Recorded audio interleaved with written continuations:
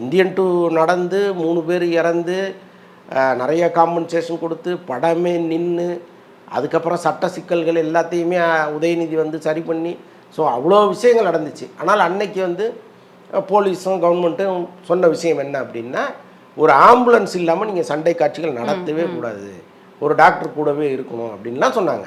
ஆனால் பார்த்தீங்கன்னா அதோட முடிஞ்சு போச்சு. அதுக்கப்புறம் அந்த சட்டம் எங்கே போச்சு, அந்த ஆணை எங்கே போச்சுன்னு தெரியவே இல்லை. என்னென்னா இவங்களை கண்காணிப்பதற்கான ஒரு அமைப்பு இங்கே இல்லை.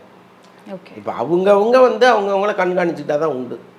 இன்னும் சொல்லப்போனால் இப்போ சண்டை இயக்குனர்கள் என்ன பண்ணணும்னா, அவங்களா தன்னார்வத்தோட ஒரு ஆம்புலன்ஸும் ஒரு டாக்டரும் வேணுங்க, வந்தால் தான் நாங்கள் ஃபைட்டே எடுப்போம் அப்படிங்கிற ஒரு இடத்துக்கு நீங்கள் வந்துட்டிங்கன்னா தயாரிப்பாளருக்கு செலவு பண்ணி தானே ஆகணும்.